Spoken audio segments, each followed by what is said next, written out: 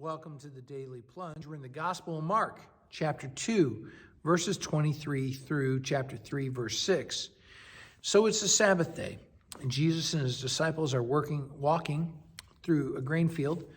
There is no McDonald's to stop at, so they begin to pluck off the heads of grain at the top of the wheat.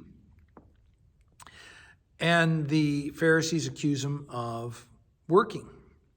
Now, the thing is that the Pharisees view the Sabbath through the lens of the law. They only see Sabbath as a duty and an obligation, as something that must be done to appease God. And therefore, they see it as something that is dead and lifeless. And one of the things I would ask you is, how do you see the Sabbath? Do you see it through do you view it through the gospel or through the law?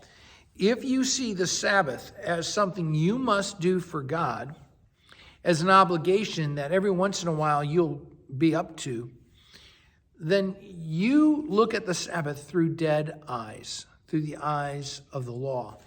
But if you see the Sabbath as a day of being refreshed by God, as a blessing that God is giving to you, then you see the Sabbath through the lens of the gospel. And so Jesus teaches the Pharisees, the skeptics, think about it today. How many people think that going to church, the skeptics think it is a waste of time? And Jesus tells about the David and his companions. They were hungry and they were in need. Well, does that apply to any of you? Have you ever been hungry and in need?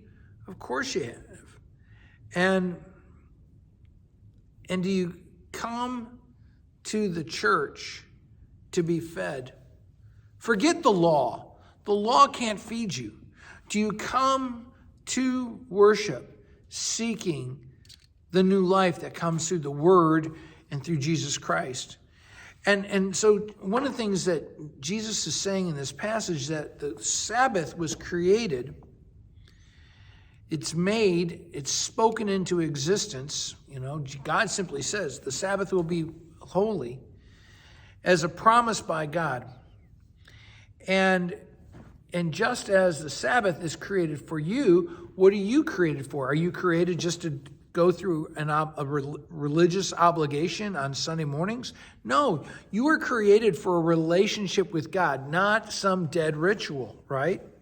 You're not created for rules. You're not created for the law, but for a Sabbath, a time of resting in God. Now, out on that day, they're at the synagogue. There's a man with a shriveled up hand, and the skeptics are watching to see whether Jesus is going to heal the man.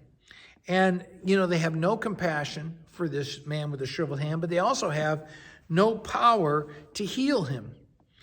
And so they're just happy to keep him the way he is.